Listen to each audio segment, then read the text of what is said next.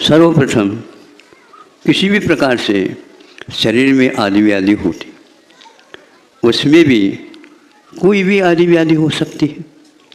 तो आजकल का एक लोकप्रिय आदि व्याधि है, क्या है महाराज? लोकप्रिय भी है। लोकप्रिय का अर्थ सबसे ज़्यादा उसका फैलाव है, और विश्व में सबसे ज़्यादा फैलाव इस भारत में है उसका।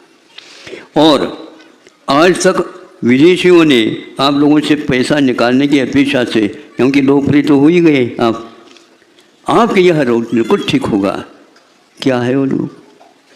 जिसको एक प्रकार से मधुमेह बोलते हैं ना, हाँ, शुगर की बीमारी,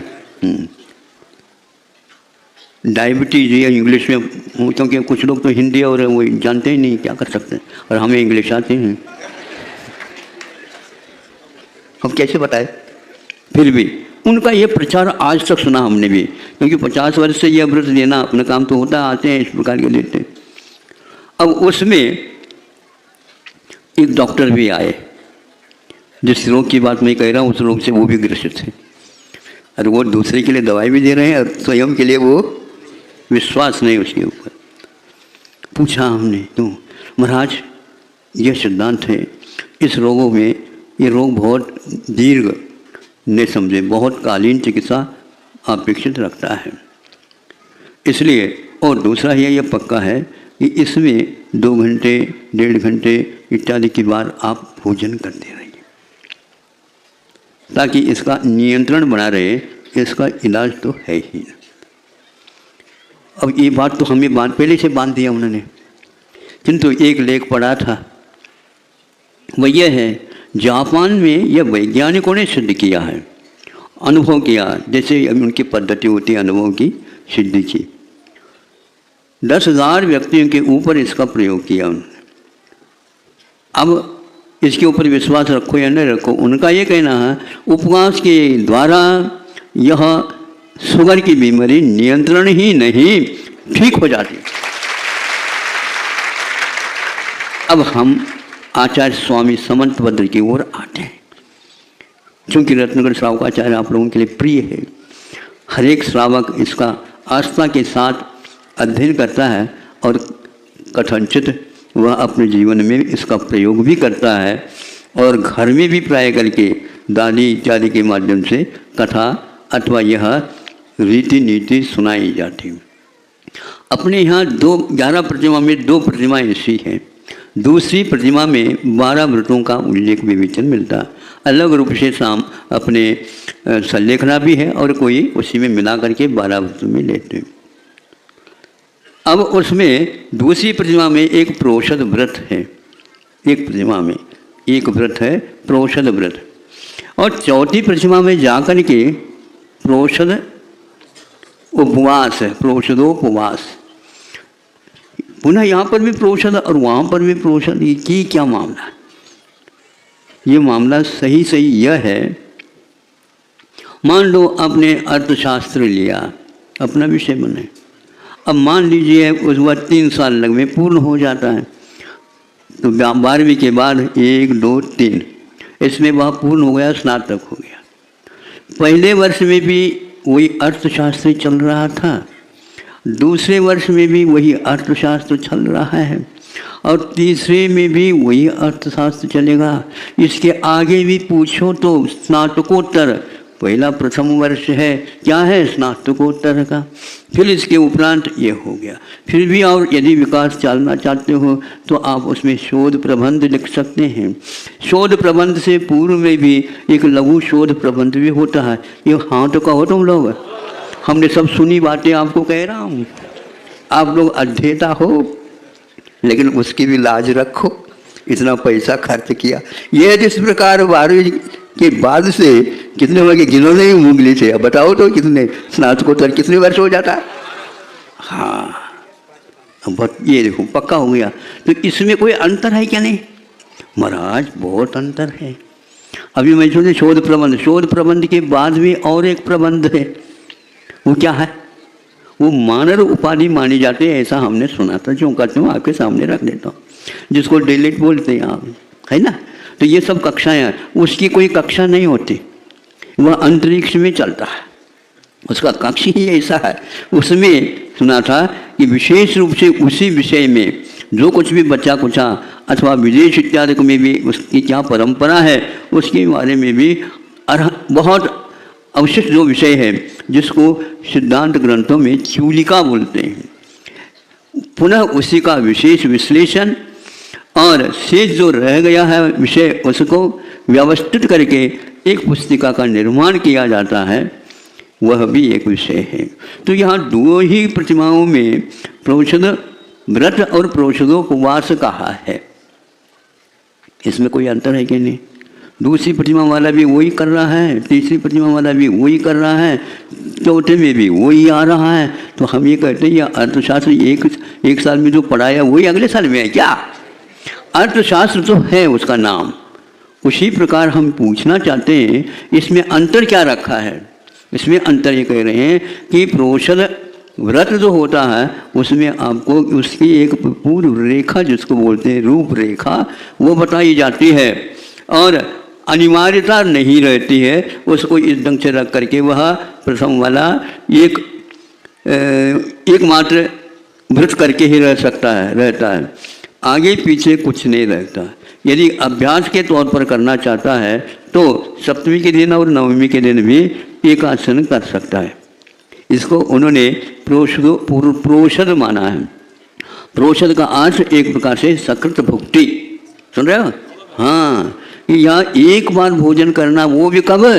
अष्टमी के दिन नहीं, किंतु नवमी और सप्तमी के दिन एकासन करो, फिर इसके उपरांत बीच में उपवास रखो। हाँ, उसमें यदि चाहें एकासन तो करना पक्का ही है, तो ये भी और नवमी और सप्तमी में भी। अब यदि चाहें तो अष्टमी के दिन केवल पानी लेकर के भी आप कर सकते हो। ऐसे कहीं कहीं पर ध्वनियाँ निकलती हैं। ये क्यों कहा? यूँ कहा, इसलिए कहा कि इससे रोगों का निष्कासन भी जाइए। आज तो हमने धारणा कर ली बुंदेलखंड में क्या कहते हो महाराज, आपने तो दी थी, ओ हमने नहीं थी, हम तो साक्षी हो रहे किसी भी प्रकार से आपका ये रोग छूट जाए। अब वह पानी शुद्ध जल का पानी का लेता है, धारणा से ही पक्का कर लेता है। तो ये 3 दिन एक प्रकार से मिल करके आपका सब ठीक होती है। इसलिए वह जापान का उदाहरण हमने दे दिया। जापान, वहाँ पर भी आज चल रहा है, बहुत विश्वास के साथ चल रहा है। कुछ भी नहीं लो, सबसे अच्छा है, क्योंकि इससे शुगर नियंत्रित हो जाता। आपको या रत्नगढ़ श्रावकाचार्य के ऊपर विश्वास है या जापान के ऊपर? वैज्ञानिक सूत्र है तो वही करो। हमारे आचार्यों ने पहले ही थीसिस लिखी है, तो आज आप लोग पढ़ पढ़ करके वही व्यवसाय करने में लगे हुए हो। अपने आप को निरोग बनाना है क्या? नहीं। हाँ, सैंपल की गोली आ जाती है, सैंपल में दवाइयाँ आ जाती हैं, सैंपल में अपने मरहम पट्टी आ जाती है, सारे उसी को खा लेते हैं और पैसा भी बचा लेते। ऐसा हो रहा है। भारत को हुआ क्या? ये पागलपन ऐसे क्यों हुआ है? वहाँ से पहले वर्षों तक तो उसका नियम का पालन किया, वह और ज़्यादा गड़बड़ में आया। वह रोग तो ठीक होगा ही नहीं, किंतु वह आपका मरण से तो बचा देता है, लेकिन जीते जी मर जा, ये हो रहा है। साइड में, इनसाइड में कुछ भी हो, साइड इफेक्ट क्या अर्थ होता है सुंदर जी? मतलब बूढ़े बाढ़े भी साइड इफेक्ट जानते हैं, हम पूछताछ करके जान लेते हैं। आउटसाइड कुछ भी हो, साइड इफेक्ट क्या होता है? इफेक्ट भी होता है और इफेक्ट भी होता है। समझ लो क्या अर्थ होता है। अब चालू कर दिया नहीं। यदि शुगर की बीमारी के ऊपर इसके ऊपर नियंत्रण ही नहीं, उसको ठीक करना चाहते हैं, तो आपकी धारणा के दिन कुछ भी नहीं बनता तो कम से कम केवल पानी ले करके आ जाओ। फिर उपवास बीच में वो नहीं होता तो जलपान करो। फिर नवमी के दिन एकासन कर लो, पहले बनाओ और छुल्लकों को इत्यादिकों को दो। फिर इसके उपरांत आप ठूस ठूस करके न खाओ।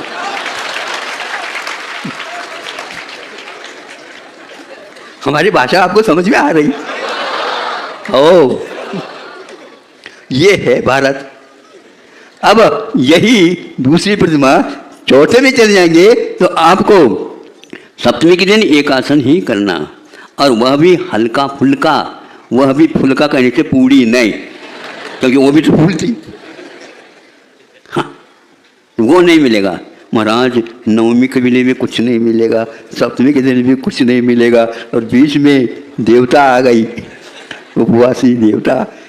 कैसे उपवास करेंगे, शक्ति कैसे रहेगी? सब शक्ति बिल्कुल बढ़िया रहेगी, जैसे शास्त्रोक्त लिखा उसके अंदर करेंगे, पक्का है। इसलिए शास्त्र के ऊपर रखोगे विश्वास तो सम्यक दर्शन साथ चलेगा। और दूसरी प्रतिमा की असंख्यात गुणी निर्जला ज़्यादा चलेगी। नहीं समझे? जिन्होंने इस व्रत को अंगीकार नहीं किया उसके ऊपर बैठने का आपको सौभाग्य मिलेगा। क्या चाहते हो? ताली बजाना तो चाहते हो, लेकिन इसमें से क्या चाहते हो? इस प्रकार जलोपवास को भी उन्होंने, जहाँ तक मुझे स्मरण में आ रहा कि चारित्र संहिता में ये लिखा हुआ है, जलोपवास को भी इसलिए, जल अपने आप में आहार में नहीं आता और उसको पेय नहीं, पेय तो दूध भी है और रस है, मठा है, आदि आदि पेय में आ जाते हैं, लेकिन जल पेय में नहीं आता। जो कुछ खाया पिया है उसको पचाने में अपना योगदान देता है, आपके नेत्र की ज्योति को सुरक्षित रखता है, और बीच में जो आपके भीतर जो घुस करके बैठी है सेना और आपके ऊपर राज सत्ता चलाना चाहती है, कान पकड़ करके वह बाहर निकाल लेता है। लेकिन यदि मान लो भोजन आपने अति कर लिए तो वह पानी आपके लिए पूरा काम नहीं कर पाएगा। तो क्या होगा? भगोनी में आपने खिचड़ी बनाने के लिए रख दिया, ऊपर तसरी भी ढक दिया और नीचे से आग भी लगा दी, बहू आकर के थोड़ी सी आग को और तेज कर दी, और क्या हो गया? जल्दी जल्दी आप जा कर के बाहर बैठे थे, दृष्टि तो उसी ओर थी, खिचड़ी बन रही है, और उसी में से हाँ, हमारे यूं करने से आपको ज्ञान कैसे हो गया? मैं सोचता हूँ अब ज्ञान आपके पास आने वाला। हाँ, कैसे महक आ रही है? नहीं महाराज, वास अथवा बदबू। अब खिचड़ी पक गई, क्या हो गया? पक गई, भागते भागते आ गए, एक ही बार में समझ में आ गए तो बहुत अच्छा, तो पानी पी लिया है और ऊपर से उसको पानी डाल दिया। अब खिचड़ी क्या खिचड़ी, खाचड़ी ये हो गया। क्यों? क्योंकि आप अनुपात से सब कुछ डाला लेकिन पानी की ओर ध्यान नहीं दिया। इसलिए आपको आधा भोजन करना है और दुगना पानी पीना है। दुगना का तो दुगना ही नहीं है, वो नीचे की ओर भी जाकर के जो बैठा है आहार एक भाग, उसमें भी जाता पानी, क्योंकि ये तरल है। जहाँ तक वह भीतर भी भरता हुआ और जो आधा था आप वहाँ तक पानी आ गया। फिर इसके उपरांत 4 आना, ये आधा हो गया तो 4 आना और पानी पी लो। समझें? ये आचार्य महाराज जी की बात मैं कह रहा हूँ, अपनी तरफ से नहीं। ये हो गया, फिर 4 आना और भर दिया तो 12 आना हो गया, तो एक कितने 3/4 हो गया, और 1/4 रिक्त रखा। क्यों रिक्त रखा? वह श्वासोच्छ्वास के लिए मदद कर सके। इसको आकाश तत्व बोलते हैं। सुन रहे हैं? समय आपका हो गया। आज पोषण करना हो तो पोषण करो, आज एकाद जलोपवास करना हो तो जलोपवास करो, अथवा आप केवल जल ले करके रहना चाहते तो रह सकते हो। इस प्रकार आज आपके सामने कि एक प्रकार शोध ग्रंथ के साथ साथ हमारी परंपरा से आती हुई जो आगम की परंपरा है उसके ऊपर दृढ़ श्रद्धान रख करके आप लोगों को ये बहुत अच्छा धन्यवाद है, क्योंकि आपने बहुत शांति के साथ सुना। भीतर क्या खलबल हो रहा है आप जानो, लेकिन सही बात कह रहा हूँ। इसलिए जिसने यह विश्वास किया था कि मधुमेह शक्कर की बीमारी ठीक नहीं होती, आप दवाई लेते रहो और उसका सप्लाई हमारे पास भेजते रहो। हम एक पाई नहीं चाहेंगे। सर्वाधिकार सुरक्षित वाली बात यहाँ पर नहीं है, लेकिन आप लोगों का भी कल्याण हो इस पक्ष से आचार्यों ने जो बात लिखी है हम ही लोगों के लिए लिखा है, और उन्हें अपने कर्तव्य को उन्होंने पूर्ण किया। धन्य है यह आचार्य परंपरागत जिन्वानी श्रद्धा का विषय नहीं, ध्यान देने योग्य। यूं ही श्रद्धा कर लो ऐसा नहीं चलेगा, इसकी ओर ध्यान रखो और अपने आरोग्य को सुधारो तो वैराग्य दिन दुगनी।